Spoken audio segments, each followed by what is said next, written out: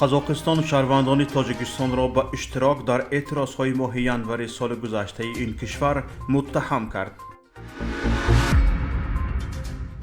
رئیس جمهوری ترکیه رجب طیب اردوغان از پوتین رئیس جمهوری روسیه طلب کرد جنگ در اوکراین را بس کند.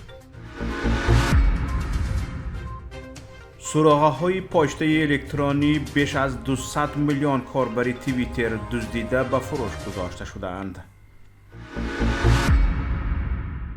شهروندان تاجیکستان، قرقیزستان، روسیه و ازبکستان در رویدادهای ماه ینور سال گذشته در قزاقستان حضور داشتند.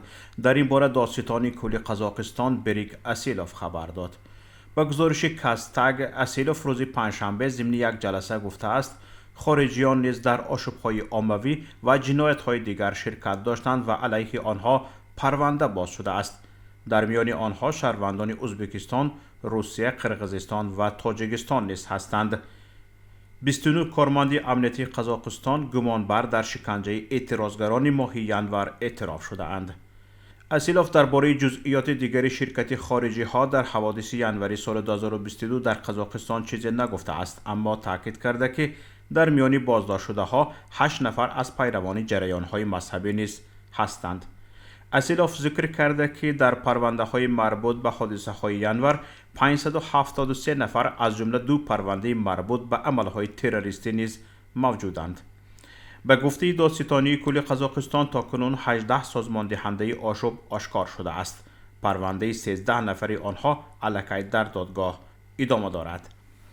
از وزارت کارهای خارجی تاجیکستان به این گفته دادستانی کل واکنش کرده به خبرگزاری از اپریل گفته‌اند در این باره اظهارات آماده کرده اند که آن را به زودی نشر خواهند کرد. در همین حال اکیپرس خبر داد که وزارت کارهای خارجی قرقیزستان الکی به این پیام واکنش نشان داده هر گونه دست داشتن شهروندان قرقیزستان در حوادث فاجعه بار سال گذشته در قزاقستان را قاطعانه رد کرد. اعتراض ها در قزاقستان که با نام حادثه های ینور یا ینوری خونین معروفند، 2 ینوری سال 2022 پس از بالاروی یکباره نرخ گاز مایع که در رابطه با گزارش به مکانیزم نرخگذاری بازار از 1 ینوری سال 2022 رخ داد آغاز یافت. اعتراض در شهرهای مختلف قزاقستان دامن پهن کرده، معترضان از طلبهای اقتصادی به طلبهای سیاسی گذشته، استعفای حکومت و به تمام از سیاست رفتن رئیس جمهوری نخستین این کشور نورسلطان نظربایف را طلب کردند. تا 15 ینوری سال 2022 در تظاهرات شهرهای گوناگون قزاقستان 4353 نفر از جمله 3393 نفر کارمندان حفظ حقوق جراحت برداشتند. 238 نفر از جمله 19 پلیس و نظامیان کشته شدند. پرزیدنت های ترکیه و روسیه رجب طیب اردوغان و ولادیمیر پوتین صحبت تلفنی انجام دادند. خبرگزاری ترکی آنادولو اطلاع داده است که جانب‌ها مناسبت‌های روسیه و ترکیه مسئله‌های انرژتیکی، جنگ در اوکراین و وضع سوریه را بررسی کرده‌اند.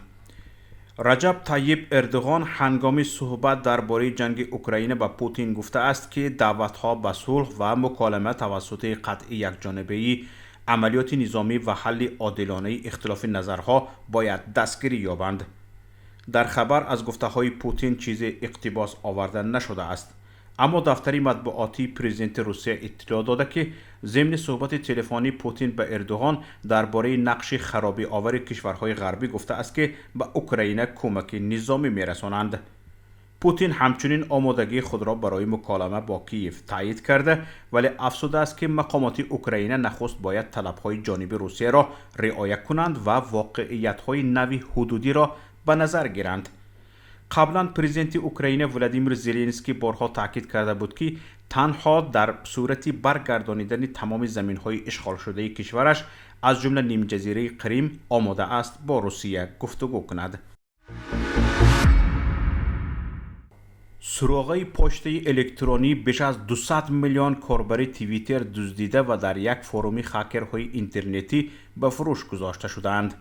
آلان گال، هم مؤسس شرکت مانیتورینگ کیبر امنیتی اسرائیلی هودزون راک، این رخنه را یکی از بزرگترین در تاریخ شبکه‌های اجتماعی نامید. احتمال می رود دزدی پشته های الکترونی سال 2021 یعنی پیش از آن که ایلان ماسک صاحب شرکت شود رخ داده بوده است، اما مخزن دزدیده شده اکنون به فروش گذاشته شده است. کمیسیون ایرلندی عاید به حفظ معلومات و کمیسیون فدرالی تجارتی ایالات متحده آمریکا کفالت دادند که شرکتی متعلق به ایلان ماسک موافقاً به قاعده های حفظ داده های اروپایی و فرمایش رضایت ایالات متحده آمریکا موافقت میکند. یادآور میشویم که صاحب توییتر ایلان ماسک به پارلمان اروپا دعوت شده بود تا درباره سیاست شبکه اجتماعی خود شرح دهد. قبلا خبر داده شده بود که ایلان ماسک باید از مقام رهبری شبکه اجتماعی توییتر که به نزدیکی خریداری کرده بود دست کشد.